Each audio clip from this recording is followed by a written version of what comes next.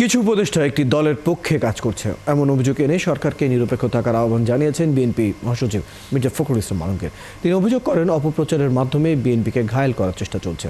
বিস্তারিত শফিকুল হকের প্রতিবেদন। 4 গুণ শক্তিশালী এনজাইম ও অধিক ফেনা সমৃদ্ধ অরিক্স সিলভার ওয়াশ মাত্র 70 টাকায়। ১/11 রাজনৈতিক পট পরিবর্তনে বিএনপি যখন কঠিন সংকটে, নেতৃত্ব বিভাজনের আশঙ্কায়, ঠিক সেই সময় সাহসী কণ্ঠে দলে ঐক্যের বার্তা দিয়েছিলেন আসম হান্নান শাহ। তার মৃত্যুর নবম বার্ষিকীতে এই স্মরণসভা।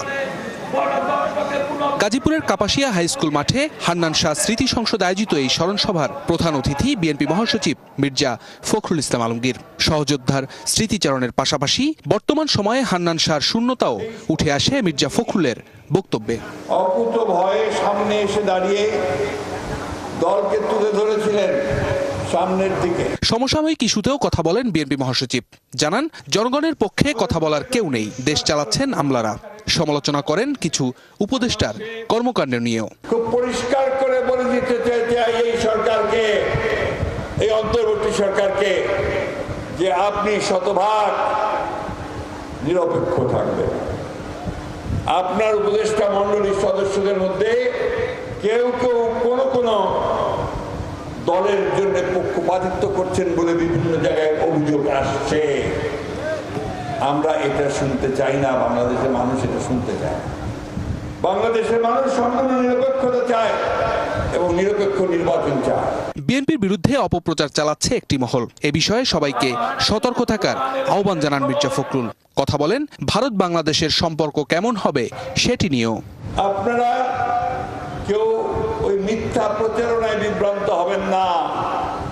চতুর্দিক থেকে চেষ্টা হচ্ছে যে বিএনপিকে কায়েদ করার জন্য, ঘায়েল করার জন্য। ভারত সবসময় চেষ্টা করেছে বাংলাদেশের মানুষকে কি করে বিপদে ফেলবে তার ব্যবস্থা করে।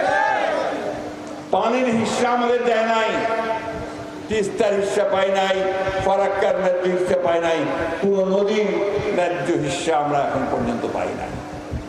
আমাদের সীমান্তে গুলি করে হত্যা করা হয় নিরীহ মানুষদেরকে। পৃথিবীর কোনো দেশে এটা হয় না,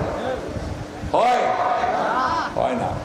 আমাদের নির্বাচনগুলোতে অতীতে হস্তক্ষেপ করেছে, বিগত নির্বাচনগুলোতে তারা হস্তক্ষেপ করেছে। তাই আমাদের খুব পরিষ্কার কথা, বন্ধুত্ব আমরা চাই, কি সেই বন্ধুত্ব হতে হবে সমান মর্যাদা নিয়ে এবং আমাদের আভ্যন্তরীণ বিষয়কে হস্তক্ষেপ না করে। আগামী নির্বাচনে ধানের শীষে ভোট চাওয়ার পাশাপাশি গণহত্যাকারীরা যাতে আর ফিরে আসতে না পারে সেদিকে নেতাকর্মীদের সতর্ক থাকারও তাগিদ দেন বিএনপি মহাসচিব।